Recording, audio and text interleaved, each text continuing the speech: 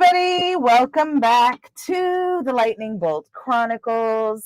It is us, Christina McCrary on Facebook, aka Christina McCrazy on Instagram and TikTok, host of McCrazy's Place podcast on YouTube, and it has an IG and a Facebook, co-host of Thursday Night Live, your weekly dose of foolishness and effery. And that streams on various YouTubes and Facebooks, and co-host of the Lightning Bolt Chronicles here on YouTube. We're on Spotify. We're on our website, thelightningboltchronicles.com. We have a TikTok, a Facebook, and an IG. And my wonderful co-host, please introduce yourself. Hello, all of my magical friends. I am Erica, co-host of these lovely Lightning Bolt Chronicles, and you can find me on Instagram at PoodleNoodle82. That's all. I always love the way you say that. All of these podcasts are presented to you by Sarcarrogance Media Group, SMG or SMD. You know what it is. Hey! This is Chronicle 1-2, which is based around Book 1, Harry Potter and the Sorcerer's Stone, Chapter 2, The Vanishing Glass. So what happens in this chapter is it's Dudley's birthday, and he's going to the zoo with his best friend because the Dursleys always take Dudley somewhere for his birthday, and every single year Harry stays with Mrs. Fig because, God forbid, Harry should see anywhere other than home, school, and the cupboard that he sleeps in. So Mrs. Fig calls and says that she has broken her leg and can't keep Harry, and now everyone's in a panic because what are they going to do with Harry?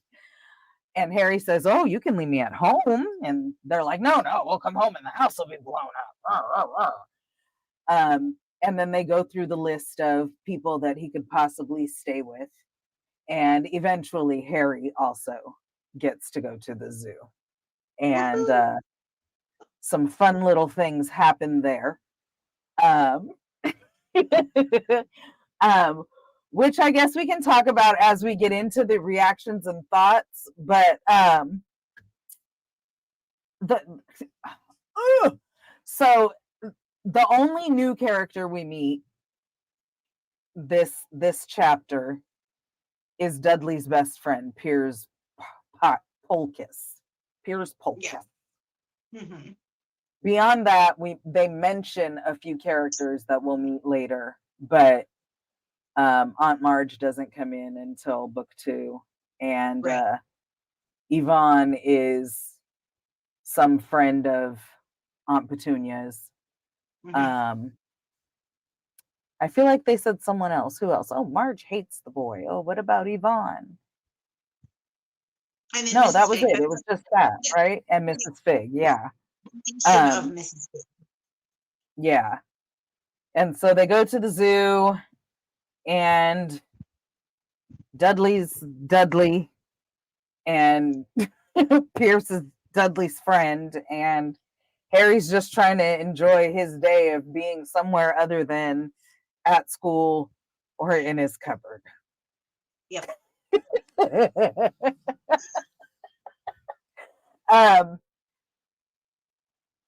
So the vanishing glass refers to the fact that when Dudley makes Harry mad, the glass disappears and the snake gets out. Right. Well, definitely. He doesn't know, right? He doesn't know that he's a wizard. He has no idea. Things just happen to him. Typically, when he's upset or stressed, weird things will happen. And right. He doesn't think anything of it. He's just like, wow, I don't know why that happens. That's weird. But he always gets punished for it. Like a laundry list of things that have occurred to him in his childhood until the present day. And the haircut. Right. It's things like that, like the haircut. So there's the sweater. Aunt Petunia's trying to fit him into one of Dudley's sweaters. And as we know, Dudley is described as an extremely rotund little boy. And so I would imagine that this sweater is also very, very big. And she's trying to shove Harry in it. And as she's trying to shove the sweater on Harry, the sweater just starts shrinking and shrinking until it can't, like, it cannot possibly fit him. And that's amazing, because that's something that happens to Aunt Petunia, and then she just plays it off like, oh, it must have shrunken in the wash, because she knows magic does not exist. Right, of course not. And then like the fact that he's super skinny and Dudley's like 4 times bigger than him, but all he wears is Dudley's hand-me-downs. So he already gets made fun of at school for having baggy clothes. And then she cuts his hair. I think it said it was almost bald except for his bangs to hide that hideous scar on his forehead.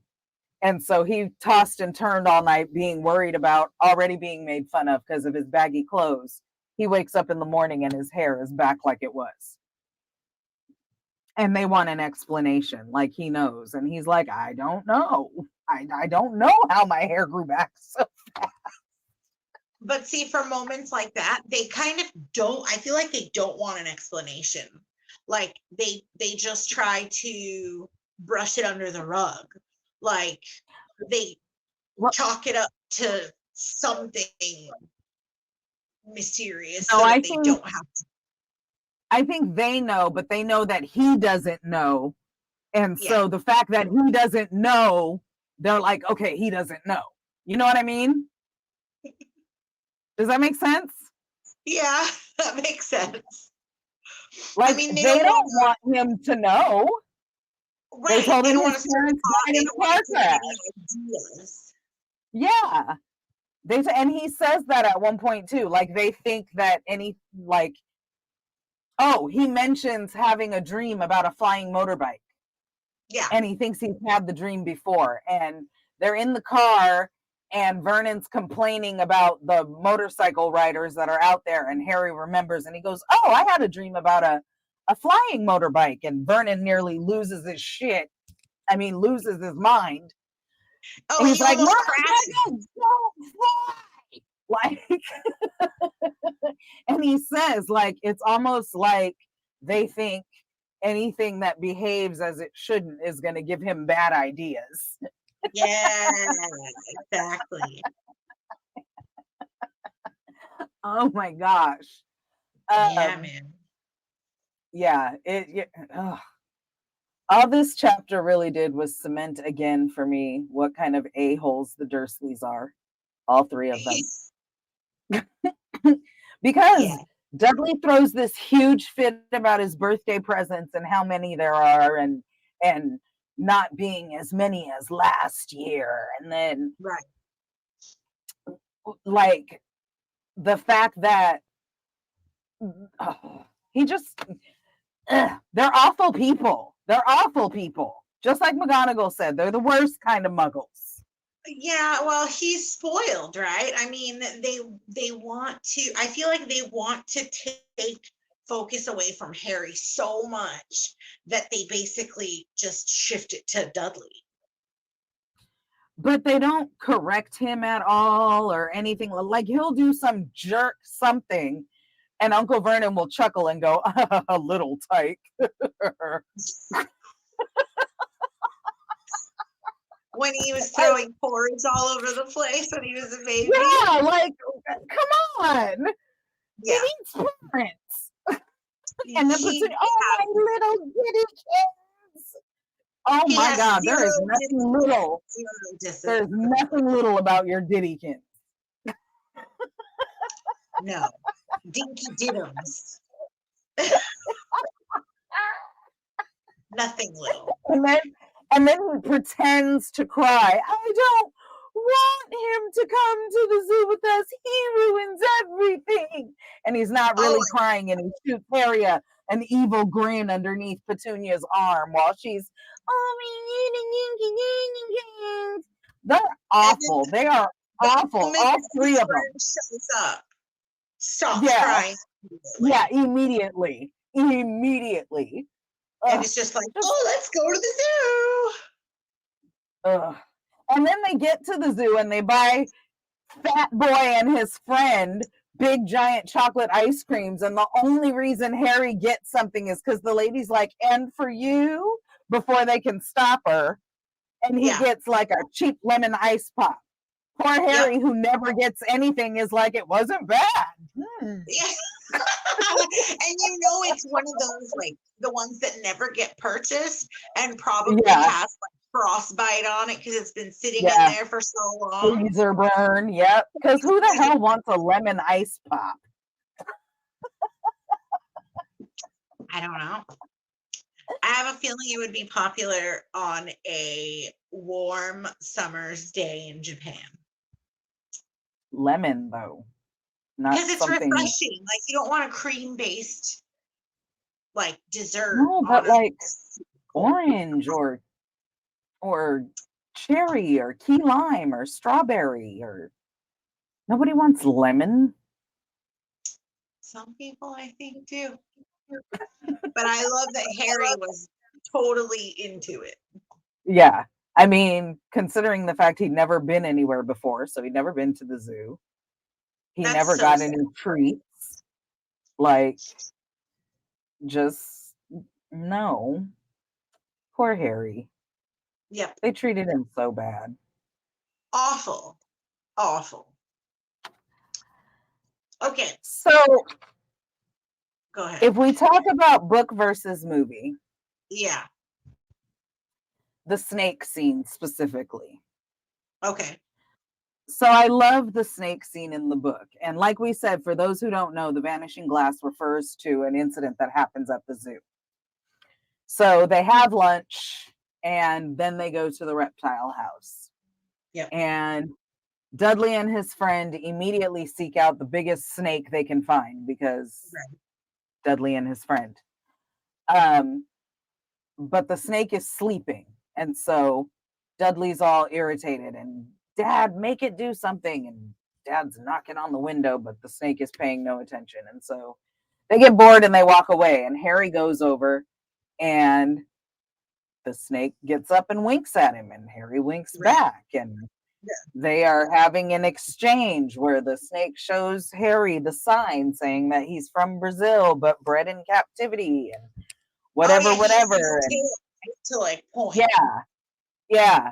And so they're essentially having a nonverbal conversation Mhm. because Harry's asking the snake questions and it's responding by pointing to the sign and things. And then, of course, Pierce and Dudley notice that the snake has responded to Harry. So they come running over and Dudley shoves Harry, which pisses Harry off. And before anybody knows what's happening, the glass keeping the snake disappears. And the snake comes out, slithers away, and as he as he slithers past, he tells Harry, "Thanks, amigo." Thanks, amigo. And then he's like, Brazil, here I come. Yeah.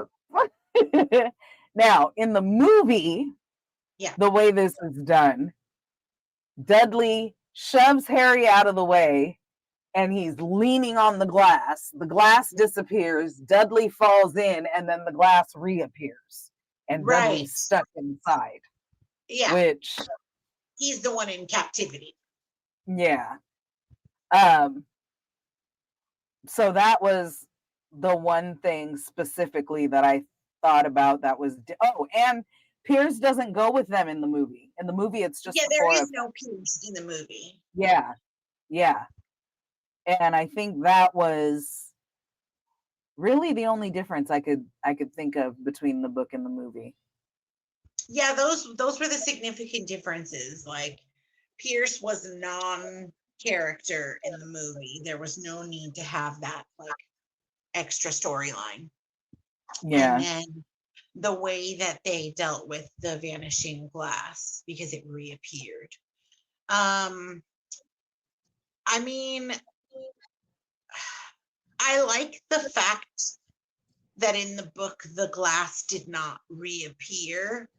I mean, it's funny to kind of make Dudley be the one in captivity. Like it has a lot Mhm. of meaning, hidden meaning behind, Symbolism.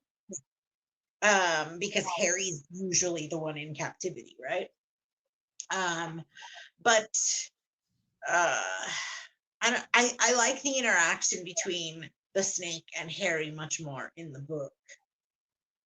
But of course, Okay. how you present it, right, in the movie to the audience, you have to have a more interesting or like more visually appealing interaction. Yeah. Mm. But it was such a great interaction in the book. It really was. It really was. I have a question about afterwards. So it says that the zookeeper, the keeper of the reptile house, was in shock, and he goes, "But the glass," he kept saying. "Where did the glass go?" And then the director himself made Aunt Petunia a cup of strong sweet tea. What does that mean? A cup of strong sweet tea? Like just strong tea? Or did they like spike it? I feel like they might have spiked it because when they got home, Uncle Vernon like flopped down in the chair and she had to get him a large brandy. Yeah, yeah. So I So kind of it's feel like maybe the tea was a little, maybe it had a little Irish cream in it. okay. So it was like a driver situation. So Uncle Vern's driving, so he's not drinking at the zoo. But I Aunt kind of Petunia feel like that's what is, it is. so she needed a little I a feel like call. that's what it was. Because then Okay. Uncle Vernon had to hold himself together until they dropped off Pierce. And then when they got home, he lost it, sat in the chair. She had to run and get him a large brandy. And then he Yeah, went off on Harry. No meals. To your cupboard now. No meals. yeah. Barely able to get it out. Go, covered, stay, no meals. Yeah, just he had to have a large brandy. I mean, when you think about it, it there are so many things that as muggles they have to deal with, right? Like if you put yourself in their shoes and you want to believe that magic doesn't exist, even though one of your relatives has magical powers. Uh, it's, I would imagine putting myself in their shoes that it's hard, right? Like to, To be in denial of something that you know for sure is true. yeah, It's different if you don't know for sure it's true. Petunia knows for a friggin' fact that it's true. She knows about Hogwarts. She yeah, knows. yeah, So, it's got to be hard to pretend something I know is true. Is it true? No, you're, girl, girl, not you, Petunia. no, I know. I know. Girl. But I mean, like, they are literally their own stressors. Like, they cause themselves so much stress and so much strife to try to just ignore what exists, ignore Yeah. what is They're so scared someone's going to find out about Harry. And then, like, just, like, Piers and Dudley are in the back seat, and of course, the story is getting bigger and bigger. The snake bit Dudley, and it wrapped itself around Piers, and literally, the snake like walked away. He just went on his way. yeah, Everybody else didn't was even attack panicking. But anybody else, yeah, any of the no, other people. he just was like, "Oh, cool, I'm free. Thanks, amigo." Yeah. Went on his way. Everybody's screaming and running and carrying on, and he's just going on his way. Well, I mean, for all of the magic that they try to stifle and hide, and all of the imagination that they try to stifle and hide, I mean, look at their kid, right? He always tries to make something out of nothing, Yeah, cause this, like, absolutely. yeah, like, And I guess imagine it. since they don't approve of imagination, they must feel like he's just, he's got to be telling the truth because there's no imagination. I don't know. They're just Yeah, awful. All three of them. yeah. They're terrible. I mean, this is where we get to see Dudley kind of start his gang, right? Yeah. Like, in the older books, we see that he accumulates more croonies in the other books, and in Yep. this book, Pierce is his first croonie, right? Like his first. Yep. He holds people's hands behind their back while Dudley hits them. Yeah, exactly. And And they're all who's at their the favorite target? Harry. Because they're Yeah, all at the exactly. same school still. So, because that's another thing that happened. Dudley and his gang were chasing him, and he went to jump behind a trash can and finds himself on the roof and doesn't Well, know how he because ended up there. the wind must have caught him. That was the thing. It was so funny. He was like, "Yeah, the wind must have caught him as he jumped." Like, oh, he's so sweet and innocent. Yes, Child. The wind is and not that so strong, darling. tiny. Yeah. Like, to think in his imagination that, like, this could actually be something that would happen. Well, I mean, he has no basis to think anything different. Everyone Right. else knows it. Well, the adult Dursleys know that it's magic, but he has no idea. He doesn't know magic exists. He's just like, why do these weird things keep happening to me? I know. The haircut is my absolute favorite, though. Like, Oh. I mean, can you imagine? I mean, we've all had haircuts, right? And some better than others. I'm sure that we've all been a bit displeased with a haircut here and there in our lives, especially like if you have a kind of dramatic haircut or something and you're trying something new and you're just not used to it at first. Well, imagine you're 10 years old, you get a haircut, or who knows how old he is. I would imagine about 10 years old, maybe 9. And you have to go to school the next day with just like a patch of hair right here. You know what? She's trash for cutting his hair like that to begin with. That's why I said they're awful. That is horrible. Why did she do him like that? And he's got to go to school in clothes that are 4 sizes too big. Come To cover up on. that hideous scar. So wrong. So wrong. She did him so wrong.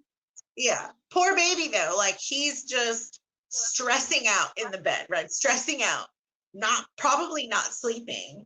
And all of that stress causes him to grow his hair back to exactly what it looked like before she cut it. That's amazing. It's awesome. I love it. But yeah, so like you see all of these things, right? Like the inconsistencies with how they raise the kids, even though they live in the same household. Like, I mean, There's no pictures of Harry at all. no pictures of Harry or his parents. None. All the pictures in the house are just the 3 Dursleys. And then what kind of presents does Harry get for his birthday? Oh my God. We haven't gotten to see that yet in the book, but it's definitely not the racing bike, computer games, VCR, second TV, computer, and all the things that Dudley got for his birthday. When he threw the fit that he only had 36 presents, he had 37 last year. Yeah, but then don't forget Aunt March's present, which makes 37. And they were going to get him 2 more presents when they go out, which makes 39. Which makes And the stupid fool couldn't even count. Yep, he was like 30, 30. And Petunia goes, 39, Pumpkin? yeah, Great. he can't He's an even do idiot, too. He's an idiot, too. Great. little tyke. Little tyke. They're awful. They're awful people. So, Okay. go ahead. No, go ahead.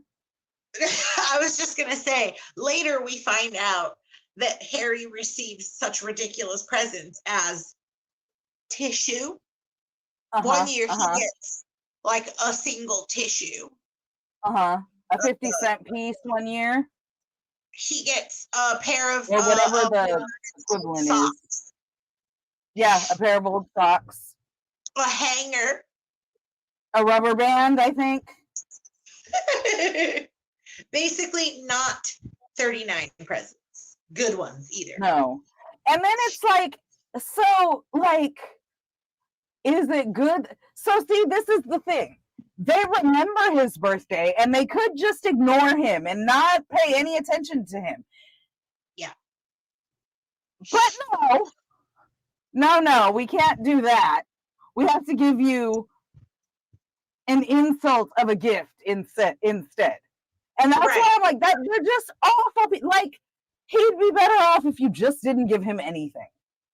Well, you know what else they could have given him as a gift? Okay, the best gift that they could have given him? A new pair of glasses. Why? Because their kid broke his glasses, right? Their kid. There's a whole other thing with that too. Why don't you stop your stupid kid from beating him up? Yeah. They're awful people. They're awful people. But I mean, it's McGonagall got it 100% right. They're the worst kinds of mothers. Beating Harry up, breaking his glasses, and they don't replace them, even as a birthday present. Nope. Yeah. Nothing. Nothing at all.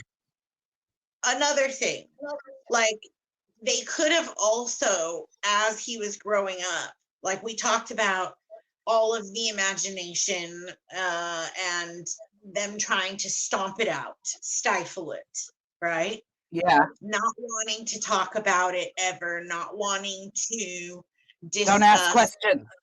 Don't ask questions. No pictures of his parents, no pictures of Harry as a baby. Obviously, there's zero love there, right? No love lost there between anybody. But they could have also, like, Harry asks how his parents died. And even a question like how his parents died, it has, I mean, yes, it has to do with magic because it has to do with like the main plot of the book, but they could have told him that they had been murdered, right? They could have told him that there was, like, they didn't have to tell him by who, or like they didn't have to say. They could have told him it was a home invasion, because it was. Exactly. But no, car crash. A car crash. Sad. A car crash. Yeah. Well, Hagrid will handle that in one of the upcoming chapters.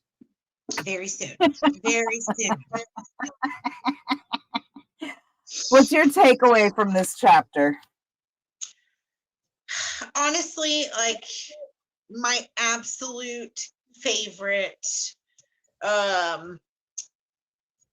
moral life lesson that we get here is very Lady Gaga.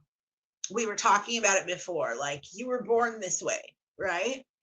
So the fact that they try so hard to stifle out Harry's uniqueness, Harry's powers, Harry's abilities, who he is, like you can see just how strong of a wizard he's going to be because of all of the little things that happen to him when he is stressed out or upset or whatever. But like why put yourself through so much stress trying to change what is? Like I really When you like could just all of the be. huge lessons that Harry Potter brings us in other that we can like apply to other aspects of our lives. Yeah. That's And one of the yours. reasons I love the series, period. Yeah. Um, because there are a lot of moral things that are in there. And so my takeaway is similar, but not exactly the same. I love how humble Harry always is. Like, he just,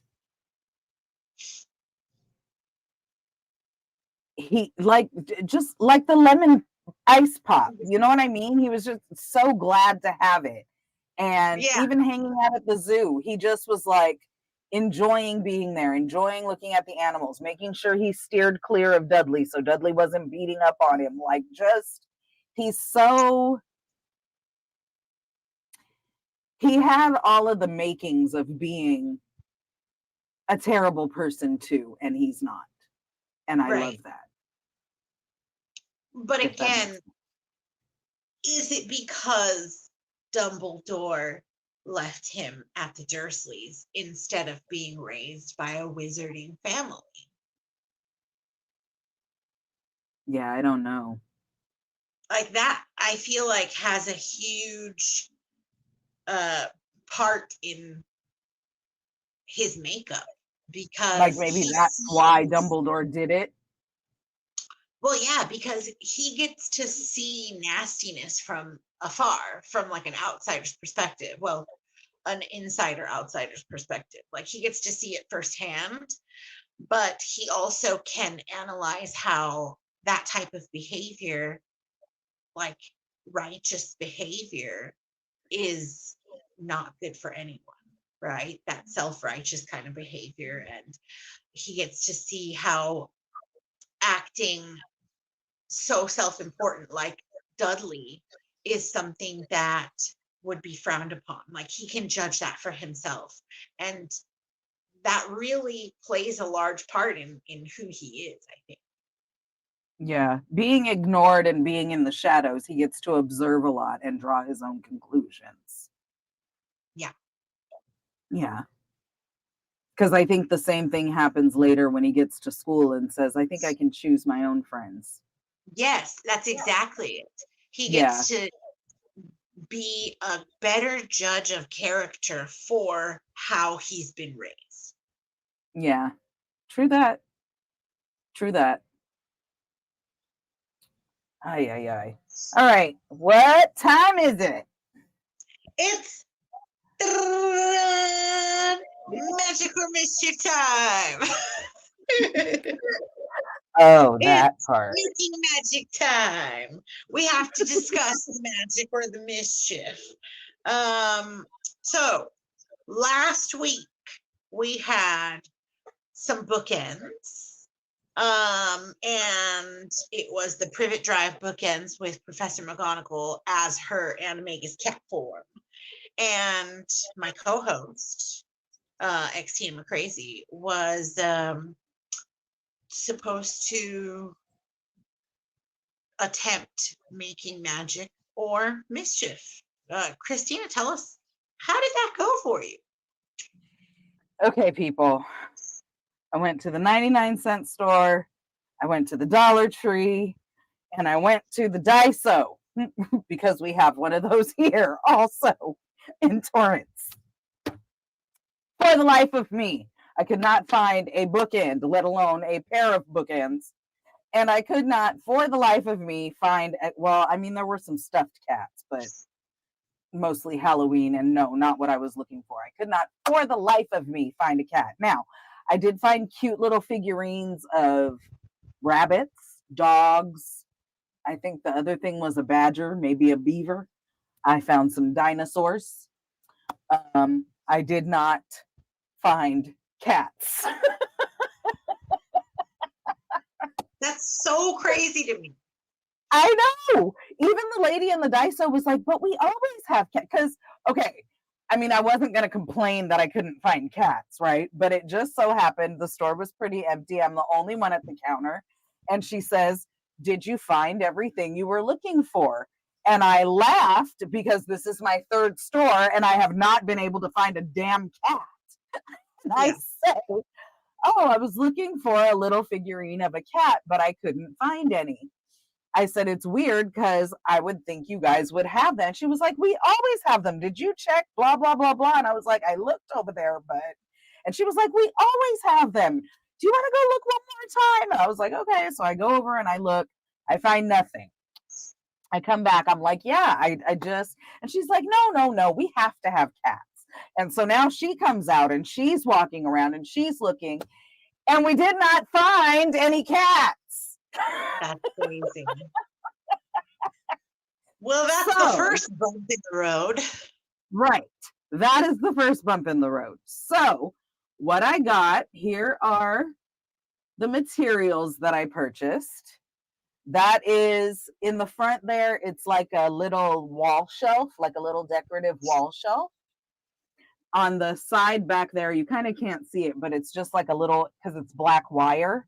It's like a little easel stand. Like you could put a picture or you could use it to prop up your tablet or whatever. I have some green and black paint. And yes, that is a wooden cross because I cheated and didn't want to glue the sign together myself. And so my tools, whoops, that's the wrong picture. My tools included a little handsaw, and that right there underneath the painter's tape is some sandpaper. I love you bought a handsaw. Yeah, at the Daiso for like $1.25. A mini handsaw. And then I bought like a little palette and some paintbrushes and things because I figure, and my glue gun and glue sticks because I figure as these things go on, I'll need those things anyway. Sure. So as of yesterday, this is how far we had gotten. I used my painter's tape to do the green stripe across the top. Well, I cut off the top of the cross, sanded it down, painted the top, the little green stripe, painted the pole black, was letting that dry. Then I came back and I did the bottom and I started working on the lettering because I figure once the lettering's done, I just have to hot glue all the pieces together and it'll be done. But after 4 tries, thankfully in pencil, this is what my letters look like right now. And I'm going to erase them again because I measured so that it would have little equidistant sections for the letters, and somehow I counted wrong. So the drive is all squished together on that. Yeah, it just, and then I just fell asleep and said, screw it, I'll do it later. So yeah. This is where we are. But I'm pretty proud of my taping and painting. My lines are pretty straight. That was so easy to do, right? Yeah. Like, yeah. You put the tape so that way you can paint like all willy-nilly. Yep. And it was so cool. And then when you peeled it off, it was perfectly straight. It was so cool. I felt a little artsy. Excellent. Excellent. Yeah, painter's tape, like, it's so helpful. So that's where we are right now. I'm going to try to finish the letters. I'm going to erase it and try it one more time. Okay. And then once I get it painted and glued, I will get the finished product put up on the IG stories, guys. Okay. And if anybody who's watching or listening ends up making one of these crafts, don't forget to send it to us so that we can post it. Or if you have your own variation, because you find other things and not something, because this was my, what did we call it, Erica? When you do aerobics and you modifications. I did modification. Yeah, I mean, it's just a guide. You know, it's just a guide, and sometimes it's not going to work out. Like Christina didn't find any cats. That's going to happen. Maybe you find a snake. right? Like a snake would be good because that's a representation of other characters, or maybe a Gryffindor lion, or a badger for Hufflepuff, or like a raven or something else. And you can do whatever you want. This is Actually, just oddly, the bird on the banner for Ravenclaw is an eagle. oh, it's not a raven. Okay. Well, Logically, you would think so, wouldn't you? not so smart people. Right. Right.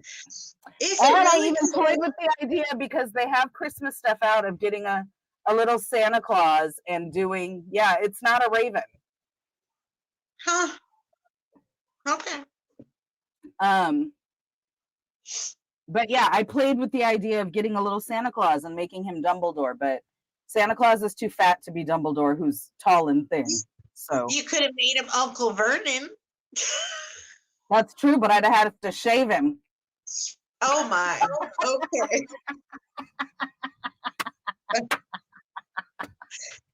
Basically, what we're saying is this is just tips and tricks to do whatever you want. Because unlike Uncle Vernon, we do approve of imagination. Yes. All right. The more the better. This week's craft is very, very simple comparatively. I want to say that anyone should be able to do it, and anyone should be able to find all of the materials. Now, obviously, don't quote me on that because apparently Japanese Daiso or Japanese dollar stores are much craft friendlier, much more friendly to crafts than American ones, I guess. I did find, just as a clue for those of you out here, I did find that the Dollar Tree did have a full-on craft section, which is nice. Like the woods and the plastics and the paints and the like a small little Michaels kind of section, a whole aisle of it. So yeah. And it's good for people who don't normally do crafts because you don't want to buy a whole bucket of paint just for, one activity if you never use paint, right? Like there's no point in going to Michael's and buying a huge roll of something if you just want like a small amount. yeah. Anyway, let's get into this week's craft. Can you please put up the materials that we're going to need? Dun, dun, dun. Hopefully it is easy to surmise by this picture that we're going to make Harry Potter's famous glasses. I would hope that you can find a pair of glasses. Of course, Harry's are round. So if you can find round frames, that would be best. If you already bought paintbrushes from the previous chapter, from the previous craft, then you already have them. And I'm using silver paint. I'm not actually going to use the gold, and you'll find out why when I show you what I made. And then as for the tape, preferably it would be best to use the regular old gray duct tape. Here I have pictured clear tape, but preferably you should have regular old like duct tape. Okay. You can choose to break your glasses, although I don't suggest it because I ended up having to make a double because my original pair are extremely flimsy because I purposely broke them because I wanted to be very, very literal.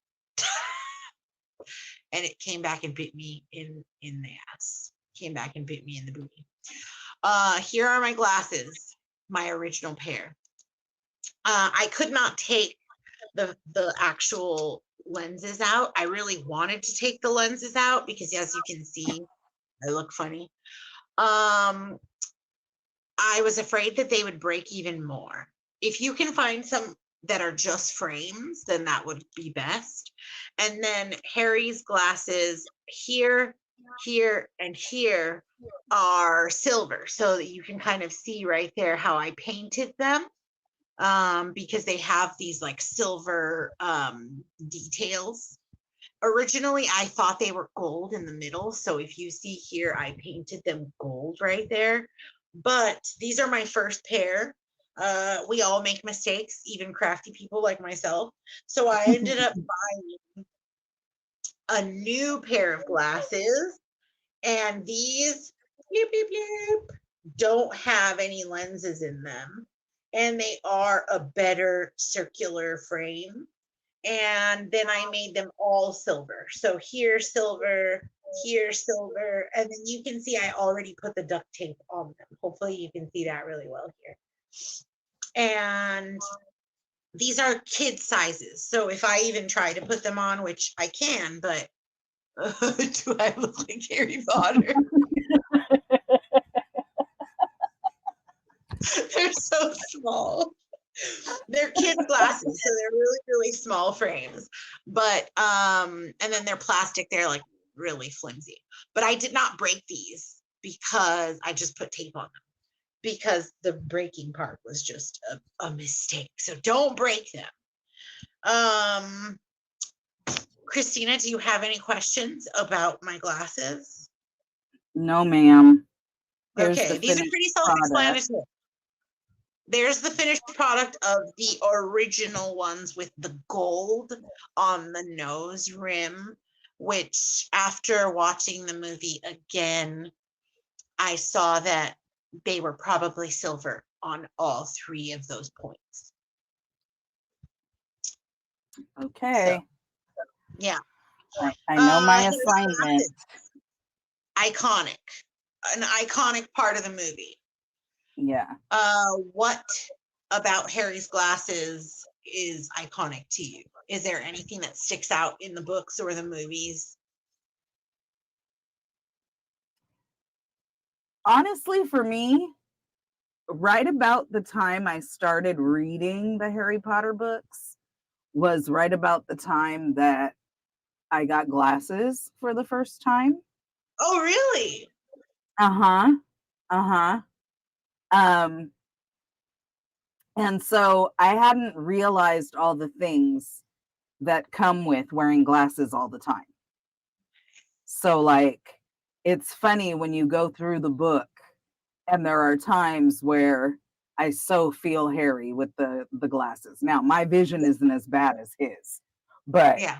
like the times when he's like, crap, where are my glasses? I can't see. Like if I'm trying to read something or whatever and I'm like, crap, where are my glasses? I can't see. Or like being out in the rain and having the rain hit your lenses and being like, because that just happened when we were on ATVs in Jamaica and suddenly found ourselves in a tropical storm. And I literally could not see. And I was so glad that I wasn't driving. Just, Or COVID, like when COVID hit and everyone had to wear masks.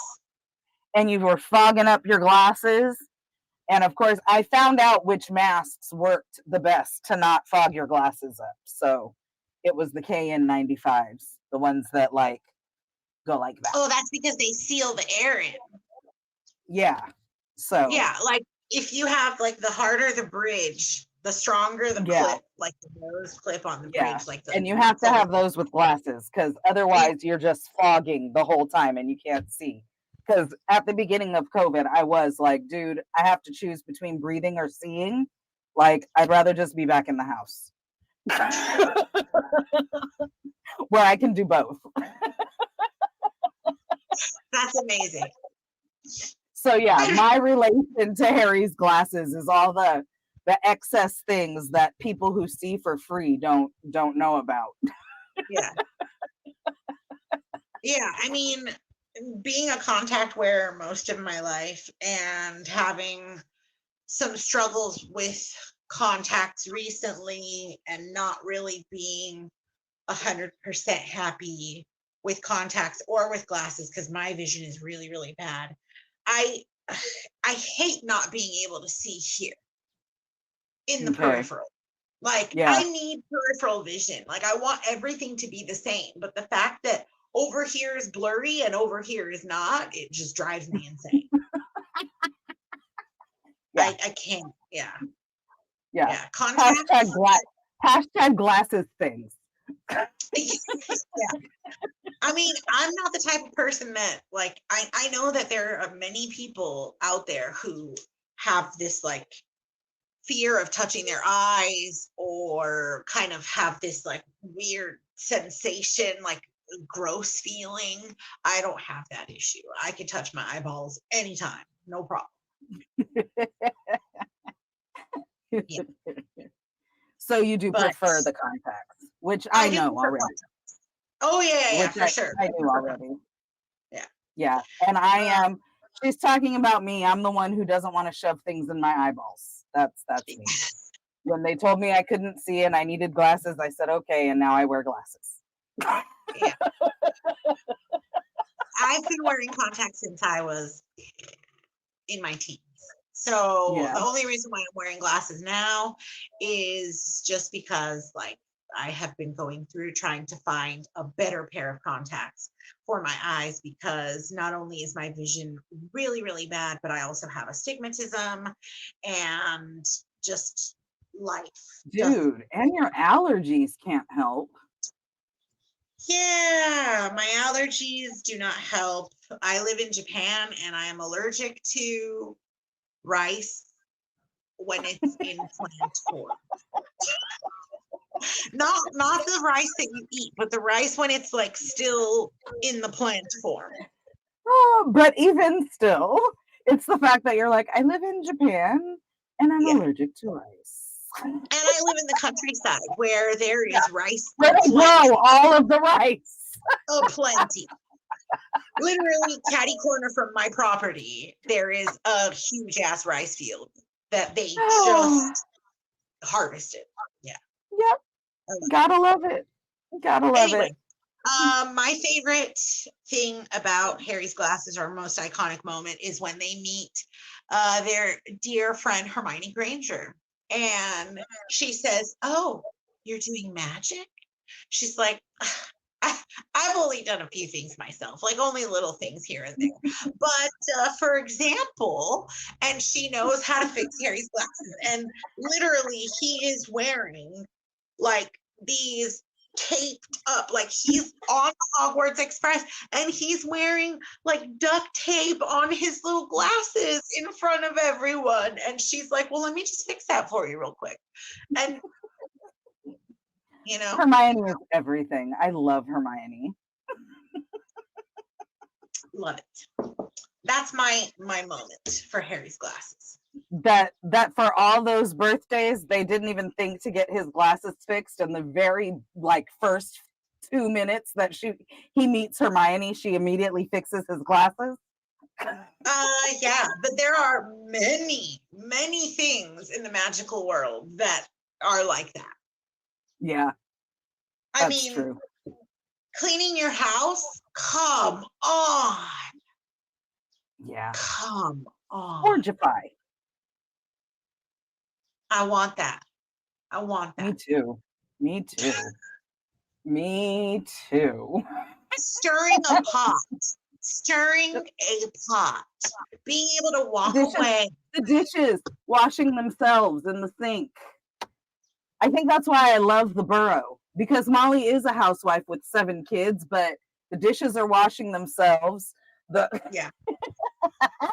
And so, you know, the crochet, like the needle point or whatever is by itself. Yep.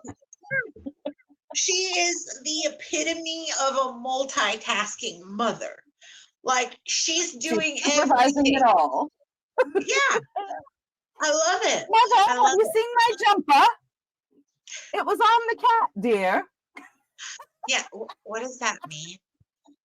What? Literally on the cat? Why not? Okay. Why can't the cat be wearing Ginny's sweater? That's what a jumper is, right? Like a sweater? Yeah, a sweater. Mommy, have you seen my jumper? It was on the cat, dear. I love it. I mean, come on. 6 boys and Ginny in a house. It's not weird that the cat had on a sweater. Come on. There's a There's a ghoul in the attic. And gnomes in the garden. And gnomes in the garden. That's okay though. Their saliva is beneficial. Gnome saliva. Yes, according to Xenophilius Lovegood, that is correct. All right. Okay. Let's move on. Hallows or Horcruxes? Dun dun dun. Today's question. Would you rather break contact with your muggle friends or try to keep magic a secret from them? This is the easiest Hallows or Horcruxes question we're ever going to get. Number 2. Absolutely 100%. I would rather keep magic a secret.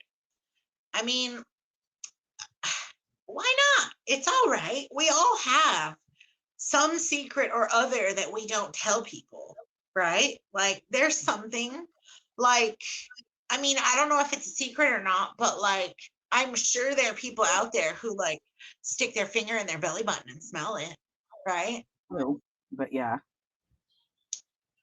It's just a natural human thing, or like smell their toe jam or whatever. But like, it's just things that you don't even think about that's probably a secret. I mean, like my dog does it, right? Like Cinnamon, she scratches her ear and she gets in there. And then she goes, she sniffs her paw.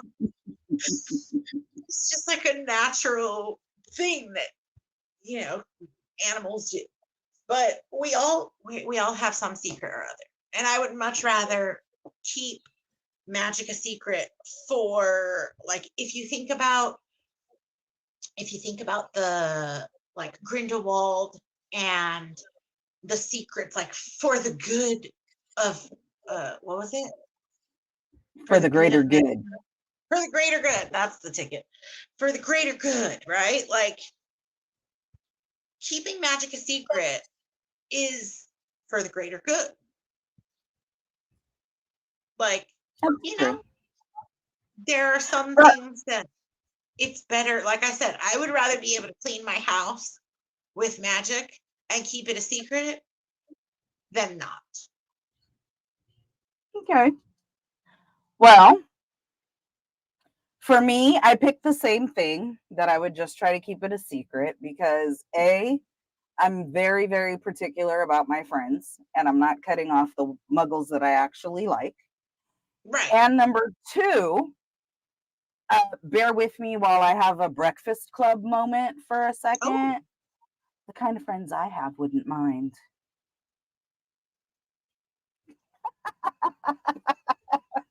There you go. So, I mean, absolutely. Like, obviously, I would imagine that if you have any form of magical abilities, that you would likely surround yourself with the same kind of people. yeah. For the most like, you and me would both have magic, but like, Amber wouldn't care and she wouldn't tell anybody. Yeah. You know what I mean? Like, so yeah, totally it would be keep the secret rather than break the muggle friends. Absolutely. I don't think that's necessary.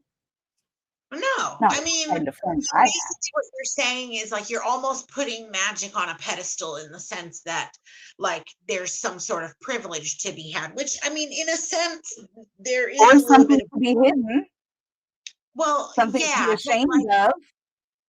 oh yeah, yeah. But you're also it's almost like prejudice on like non-magic on the Muggle community, right? Like, oh, you're beneath me, or you don't have what I have, so I don't want to be like friends with you or associated with you. But really, like it's just, you have this ability and they don't. You like I surely have something that you don't. Well, and I mean, the secret only comes in because of the international statute of wizard secrecy or whatever. We're supposed to Right. keep it a secret. So Yeah. it really only comes into play for there. So, but then there are people who know and who are trusted to keep the secrets. Like, for Yeah. instance, Hermione's Seamus family is Finnegan's Muggle. dad. Yeah. And like Hermione's parents Yeah. Or the rest of Petunia and Lily's family. Like, Right. everybody in the family was a muggle except Lily. Yeah, but do you think then that the immediate family knew? I mean, maybe, but I'm just saying, like, there are people that you can trust to keep the secret. You know what I mean? Yeah, of course. So, yeah, I think it's possible to keep it a secret. Now, the questions are going to come when you go away to Hogwarts. Yeah. Oh, and I squibs, go to the boarding squib school in community, London. Huh? the squib community also. Oh, yeah. Although they still get to live amongst the magic community. They're just don't have magic. Well, I would imagine that muggles can live amongst the magical community if, for example, like let's say Hermione wanted to live in Godric's Hollow with her family. I mean, yeah, I'm sure she moved to the wizarding world after she married Ron. Shouldn't take that Yeah. fool into the muggle world.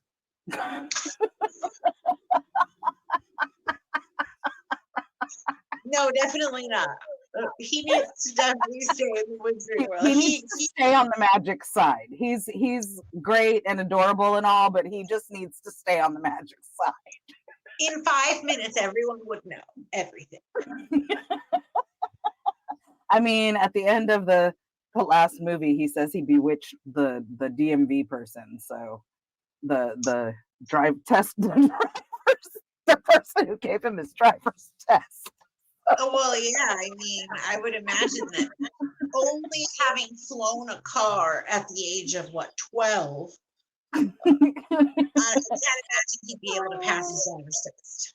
Yeah, no, I very much doubt it. He can ride a broomstick, but it's not the same thing. Yeah. Oh, this Yeah. was a good episode. Yeah. Oh, give your outro, love. Okay. Well, again, if you are joining us on our crafty journey, please send us pictures of what you make to the lightning bolt chronicles at gmail.com. Or you can just send them to my IG. Like I said, you can find me at poodlenoodle82. Or you can send them to our Lightning Bolt Chronicles Instagram or anywhere else, wherever we are, you can find us. And that's it. We'll see you in 2 weeks. And it is me signing off, Christina McCrary on Facebook, aka Xtina McCrazy on TikTok and IG, host of McCrazy's Place podcast on YouTube, and it has a Facebook and an IG. Co-host of Thursday Night Live, your weekly dose of social media and pop culture foolishness and effery. Definitely NSFW and not safe for kids.